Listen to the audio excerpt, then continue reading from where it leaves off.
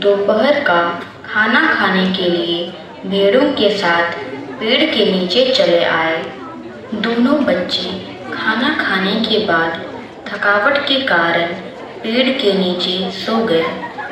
कुछ देर बाद जब मिलानी उठी, उसने देखा भेड़ कहीं दिखाई नहीं दे रहे थे।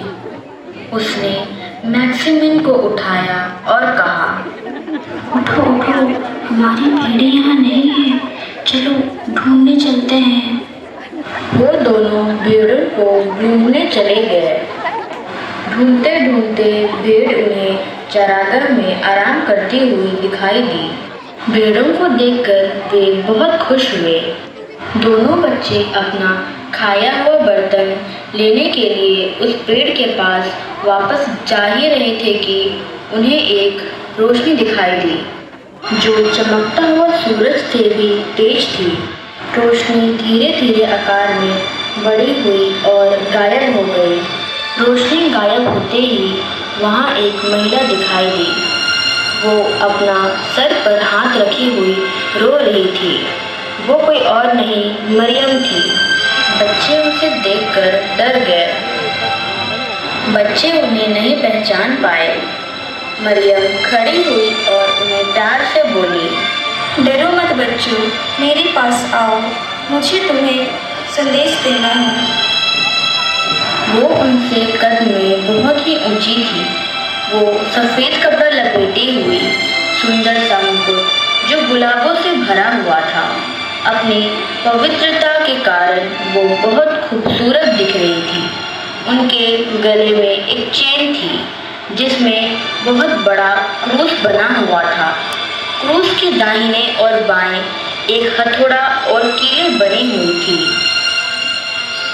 मरियम की आंखों में आंसू थे और वो बच्चों से कहती है, मेरे बच्चों, मेरे पास आओ, डरो मत। अगर मेरे लोग आगे नहीं मानेंगे तो मुझे अपने बेटे का हाथ छोड़ना पड़ेगा। यह इतना भारी है, इतना दबावपूर्ण है कि मैं इसे और नहीं रोक सकती। मैंने तुम्हारे लिए कितने समय तक कष्ट सहे हैं। अगर मेरा बेटा तुम्हें प्यार ना दे तो मैं उससे लगातार विनती करती रहूँगी, लेकिन तुम इस पर जरा भी ध्यान नहीं देते। चाहे तुम मनुष्य में कितनी भी अच्छी तरह से प्रार्थना करो, चाहे तुम कितने भी अच्छे से काम करो, तुम कभी भी मेरे लिए वह सब नहीं कर पाओगे जो मैंने तुम्हारे लिए सहा है। मैंने तुम्हें काम करने के लिए 6 दिन नियुक्त किए हैं। 7वां दिन मैंने अपने लिए सुरक्षित रखा है और कोई भी मुझे यह नहीं देगा। यही वह बात है जो मेरे बेटे की भुजा के वजन को कुचलने का कारण बनती है। ये बड़ा आकार आने वाला है, लेकिन ऐसा होने से पहले 7 साल से कम उम्र के बच्चे कांपने लगेंगे और अपने माता पिता की गोद में मर जाएंगे। बड़े लोग भूख से अपने पापों की कीमत चुकाएंगे। अंगूर सड़ जाएंगे और अखरोट खराब हो जाएंगे। फिर हमारी मरियम ने कहा, अगर लोग धर्म परिवर्तन कर लेंगे तो चट्टानें गेहूं के ढेर बन जाएगी और यह पाया जाएगा कि आलू खुद ही बो दिए गए हैं।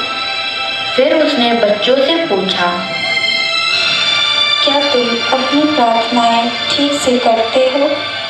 करते हैं, पर उतना मन से नहीं करते। मेरे बच्चों, उन्हें रात और सुबह में कहना बहुत ज़रूरी है।